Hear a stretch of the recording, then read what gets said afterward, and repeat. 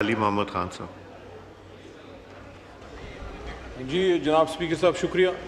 आज चूँकि ताज़ियती इजलास है, सेशन है मियाँ मोहम्मद अज़हर साहब के लिए, अल्लाहुम्मा सल्ली अला मुहम्मद व अला आलि मोहम्मद, मैं बात करना चाहता था अपने अपोजिशन लीडर जनाब उमर अयूब साहब और बाकी हमारे जो मेंबरान हैं, लेकिन मौका नहीं है। तो परसों इस पर तफसीली हमारी तरफ से गुफ्तगू होगी कि जिस तरीके से एक जमहूरियत का आप समझें एक जनाजा पढ़ा दिया गया है कि opposition leader in national assembly, opposition leader in senate, both of them have been condemned for 10 years imprisonment। लेकिन इस पे हम बात करेंगे। मियाँ साहब की मेरी इनके साथ रफाकत ज़ाती तौर पे तो बड़ी कम रही, 15-16 महीने, लेकिन उनका बेटा जो है छोटे भाई की तरह है हमाद, और उसके साथ पार्टी में बहुत लंबा अरसा गुजरा। मियाँ साहब के पिछले दौर की बात है, जब आपकी पहली हुकूमत थी, हमारी अभी नहीं आई थी, उस ज़माने में आपको याद होगा हमारा एक एहतजाज हुआ, तो उस ज़माने में थोड़ी बहुत सलाम दुआ हमाद अज़हर से शुरू हुई। और मैं देखता था कि लाहौर से एक एजुकेटेड बैरिस्टर है, हमाद बैरिस्टर हैं, पढ़े लिखे नौजवान हैं, उसकी तरबियत इस बात की अक्कासी करती थी कि किसी सुलझे हुए ख़ानदान में और इज़्ज़तदार घराने में उसकी तरबियत हुई है, क्योंकि उसने अगर इख्तलाफ भी रखा, यहाँ मिनिस्टर था, आपको कभी तुंद तो तेज़ बातें भी हमारी तरफ से आती थी, तो हमाद की तरफ से बात बहुत एक सुलझे हुए अंदाज में सख्त तनकीद ज़रूर आती थी। वो जब मैं उनसे मिला, यकीन कीजिए, एक होती है लफाजी, एक होती है पर्सन एक्सपीरियंस।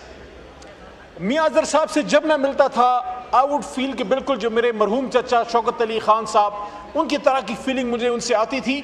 एक दुख अलबत्ता ऑनरेबल स्पीकर साहब रहेगा, और वो ये है कि पिछले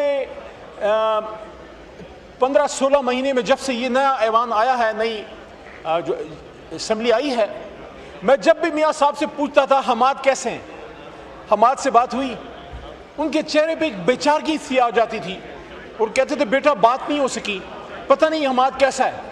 तो मेरे आखिर में ये अल्फाज हैं, मुझे नहीं पता, क्योंकि जब मेरे वालिद वली मोहम्मद साहब फौत हो रहे थे तो मेरे हाथों में उनकी डेथ हुई, बीमार थे, मेरे भाई वगैरह नहीं है, तो मैं ही अकेला था। तो मुझे अक्सर ये फीलिंग होती है कि रूह निकलते वक्त बाप के क्या एहसास होंगे, तो मियाँ अज़हर साहब के क्या एहसास होंगे जो 16 महीने वो अपने बेटे से न मिल सके, न बात हो सकी, और एक तकलीफ या एक जुदाई की हालत में गए। मैं एक बात को अप्रिशिएट भी ज़रूर करना चाहता हूँ कि चले जितनी भी मुखालफत थी, लेकिन कम अज़ कम उनकी फौतगी को अच्छे तरीके से हो लेने दिया गया। लेकिन मैं इस ऐवान में जाते जाते बस ये सवाल रखने देना चाहता हूँ, यहाँ सीनियर क़यादत मौजूद है, भुट्टो साहब का जनाजा भी संगीनों के साए में हुआ, खौफ के साए में हुआ। मियाँ नवाज शरीफ साहब की वालदा का जब जनाजा था, मेरे ख्याल में मियाँ साहब नहीं आ सके थे। और इसी तरह हमारे यहाँ पीछे MNA हैं मुजाहिद अली खान, हमारे मर्दान से बैठे हैं पीछे। सर 9 मई के बाद मुजाहिद खान साहब से कभी पूछें, मैं हमेशा इनसे पूछता था माँ जी कैसी हैं, कहते बस उनकी एक उनसीयत थी जिस तरह बेटी की माँ से होती है।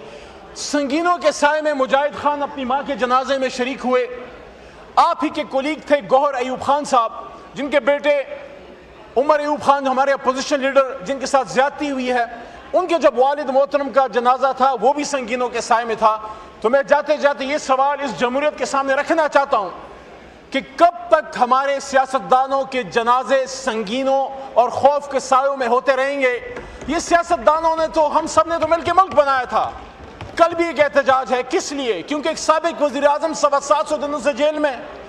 तो क्या इन मसाइल का क्या हल है? यही हल है कि एक दूसरे को हम कब्रों में उतारते रहें, बाद में कसीदे पढ़ते रहें, या इस जमहूरियत का जनाजा पढ़ने से पहले इस जमहूरियत के लिए भी कुछ करें।